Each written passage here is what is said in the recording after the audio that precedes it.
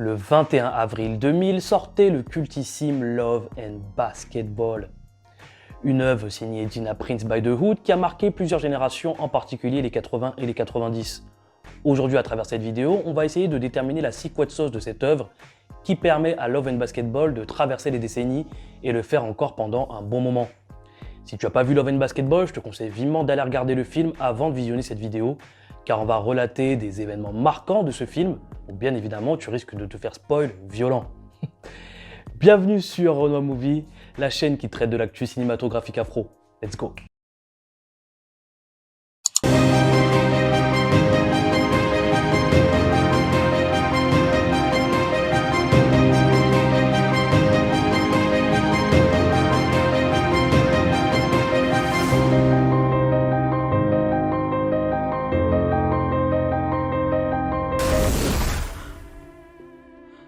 On va commencer cette vidéo en rentrant grossièrement dans le synopsis de Love and Basketball pour remettre les choses dans son contexte. Love and Basketball, c'est l'histoire de Monica Wright, une jeune fille de 8 ans passionnée par le basketball, qui emménage avec ses parents dans une banlieue chic de Los Angeles où elle rencontre Quincy McCall, un fils de basketteur qui est aussi passionné qu'elle par le basketball. Donc les deux sont de surcroît voisins, donc ils se rencontrent très rapidement et se mettent à jouer ensemble au basketball et découvrent qu'ils ont le même objectif, intégrer la NBA. Donc la NBA c'est quoi? C'est la National Basketball Association qui aurait dû me recruter en 2010. Pour te la faire courte, la NBA c'est une ligue américaine masculine où 30 équipes s'affrontent pour le titre NBA. Donc il y a 29 équipes qui sont aux États-Unis et une qui est au Canada. Après, je vais pas te faire les détails sur la NBA, hein, t'as Wikipédia, t'as tout, t'as des vidéos YouTube. Et puis franchement, t'es sur une vidéo de Love and Basketball, donc si tu connais pas la NBA, c'est chaud. Pour revenir à Quincy et Monica, on assiste donc à leur épopée vers cet objectif ultime, ce rêve même, d'intégrer la NBA. Et via ce parcours qui va se décliner en plusieurs étapes, on assiste à la naissance de leur relation amoureuse. Voilà un peu l'histoire de Love and Basketball. Parlons un peu chiffres. Love and Basketball coûta à peu près 15 millions de dollars pour 27 millions de recettes au box-office. C'est peu. Mais le film connut une seconde vie lorsqu'il fut transposé en VHS et par la suite, tu connais, il arrive sur internet et là il est téléchargé en abondance et là ça devient vraiment, le phénomène devient un peu international. Mais au-delà des chiffres, c'est la trace indélébile que le film laisse qui interpelle.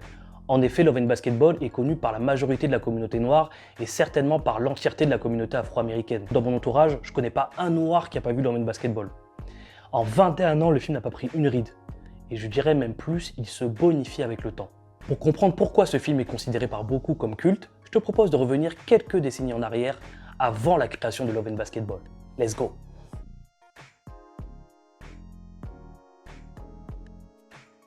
Love and Basketball, on le doit à Gina Prince by the Hood, sans qui l'œuvre n'aurait jamais pu voir le jour. C'était son premier film, son premier grand projet. On est dans les années 80, Gina Prince by the Hood est fraîchement diplômée de l'université de UCLA et elle intègre directement les plateaux télé où elle va travailler sur des scripts de séries destinés à la télévision. Durant cette période, elle planche sur des œuvres comme South Central, une comédie afro-américaine qui dura malheureusement une seule saison. Puis par la suite, elle intègre A Different World, un show créé par Bill Cosby, qui fut d'ailleurs diffusé sur M6 pendant les années 90.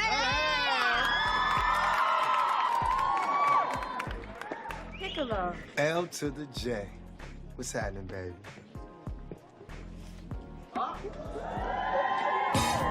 Donc, Bill Cosby était son premier mentor, et ce déjà depuis les bancs de UCLA. Donc à ses côtés, elle apprend, elle s'aiguise, elle expérimente, elle prend de la bouteille. Et c'est à cette période, étalée sur 5 ans, que l'idée de Love and Basketball commence à germer dans sa tête après qu'elle ait visionné la comédie romantique Harry Met Sally. Donc clairement, Harry Met Sally, c'est vraiment l'inspiration première de Gina Prince, parce qu'on est dans les années 80, et à cette période, il n'y avait pas de film romantique qui met les noirs à l'honneur en fait. Et Harry Met Sally, c'est un peu ça, c'est l'histoire d'une femme blanche et d'un homme blanc qui affichent leur amour à l'écran, et elle a dans la tête de faire la même chose en fait. Elle veut être l'une des premières à mettre le Black Love en évidence en fait, et de façon positive. Honestly, the biggest inspiration for this film was Harry Met Sally. I had loved that film.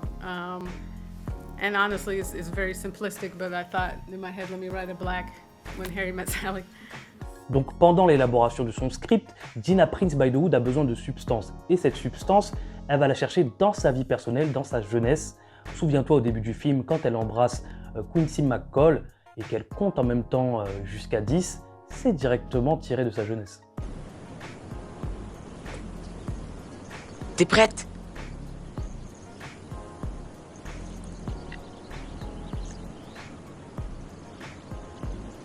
Donc le scénario fini, elle fait le tour, l'inévitable tour des maisons de production pour trouver un financement nécessaire à la réalisation du film.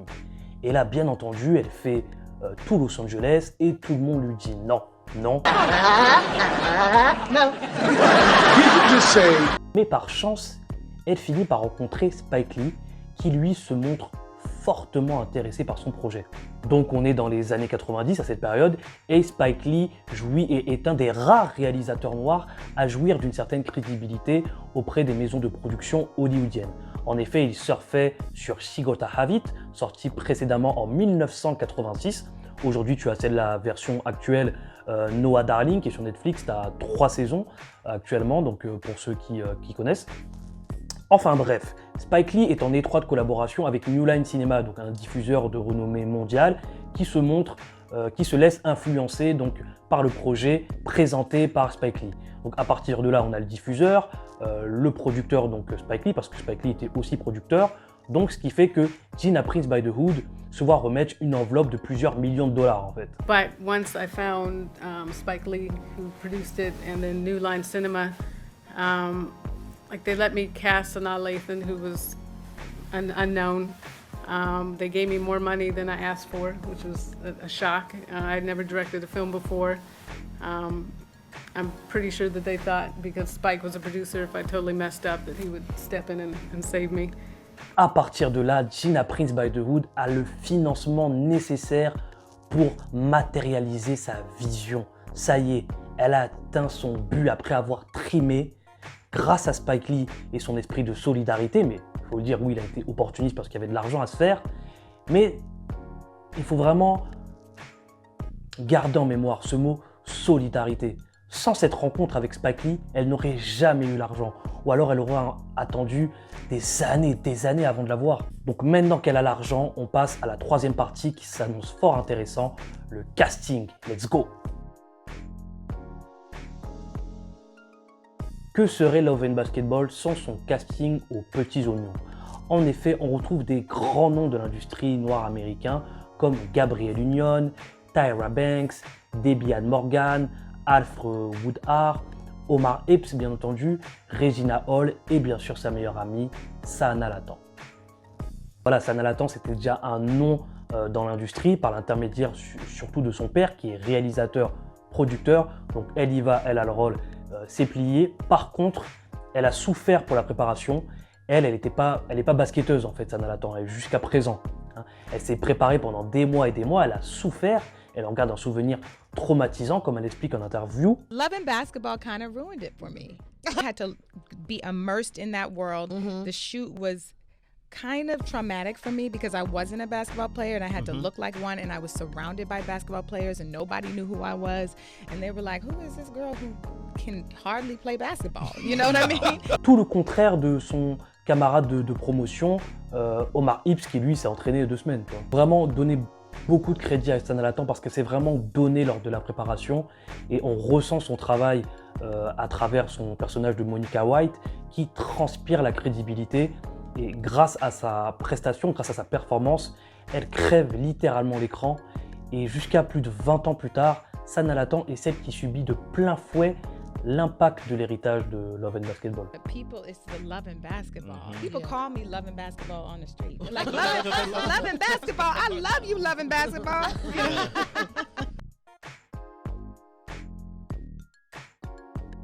Autre force du bijou de Gina Prince Bythewood, selon moi, c'est son scénario qui est hyper complet.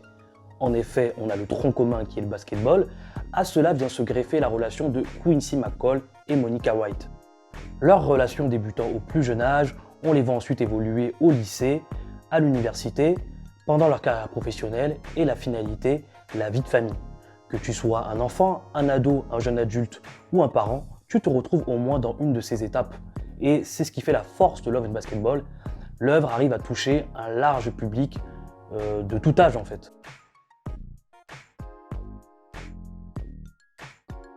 On a tous connu quelque part un genre d'amour perdu nous laissant avec des questions sans réponse du genre « Et si on se serait croisés, qu'en serait-il » Dans Love and Basketball, Quincy et Monica s'embrouillent, se séparent, s'éloignent même géographiquement, mais finissent par se retrouver. Une relation donc teintée de haut et de bas, et dans ça aussi, la majorité des gens se reconnaissent. Une relation de couple, c'est jamais tout rose, on fait donc preuve d'empathie quand on voit ces deux tourtereaux s'embrouiller à l'écran.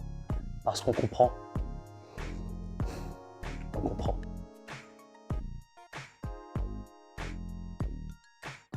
Un des moments marquants du film est bien entendu la première fois de Monica qui s'adonne à son premier rapport avec Quincy, qui lui, on se doute, elle a déjà fait, bon ça, voilà. C'est en tout cas un moment marquant, en particulier pour les spectatrices, car oui, on le sait, hein, les femmes sont un peu plus sentimentales que les hommes, donc forcément cette scène marque leur attention et fait move. Bien sûr, plus globalement, ça nous renvoie tous à notre propre expérience, car la première fois, dans toutes les sociétés et les communautés, c'est quelque chose d'important. Dans la conscience populaire, on le sait, la première fois est associée directement à un moment qui doit être inoubliable, mémorable, parfait, synchro, en adéquation avec le décorum. Enfin, du moins en théorie. Pour revenir à cette séquence du film, c'est plutôt bien retranscrit et interprété par les acteurs. Voilà, on sent qu'ils sont jeunes, on voit qu'ils sont maladroits un peu, on sent la vulnérabilité de Monica et la douceur de Quincy qui fait son possible pour que ce moment se passe bien, il est protecteur, etc. T'as compris? Et avec cela, la musique qui va bien, une musique légendaire. Maxwell, This Man Work. Car oui, Quincy, tu vas bosser. On va se calmer hein, parce que je vois que la température elle augmente hein, pour tout le monde. Je te vois derrière ton écran, mens pas. Hein.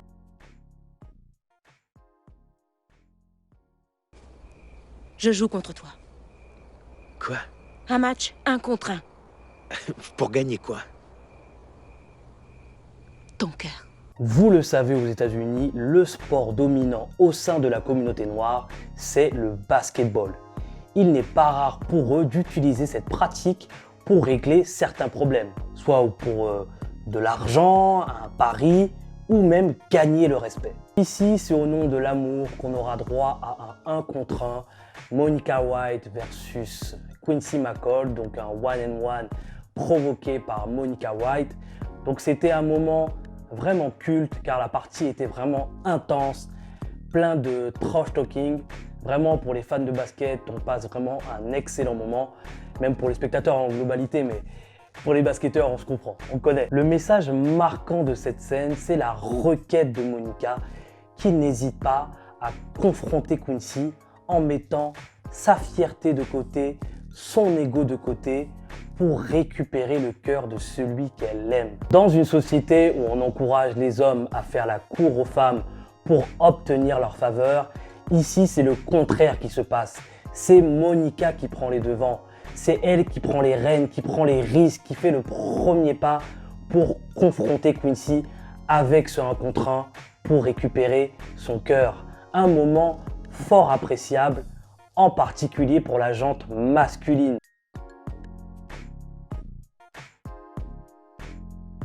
Un final qui se termine dans la joie, exactement. Car oui, la réalisatrice Gina Prince Bythewood a pris le parti de clore son film avec un « Ils vécurent heureux et eurent beaucoup d'enfants ». Un choix peut-être un peu gnangnan, mais qui sonne comme une ode au Black Love en fait. Et ça, on valide. Pour rappel, aux États-Unis, au sein de la communauté noire, nombreux sont les foyers brisés, que ce soit par l'incarcération de masse, bien entendu, mais aussi par les guerres de gangs pour ceux qui vivent dans des quartiers sensibles, ou encore l'infidélité. Donc ce final apparaît comme une note d'espoir et de positivisme, surtout quand on sait le parcours que Monica et Quincy ont vécu pour sauver leur union en fait, pendant les 2 heures de film.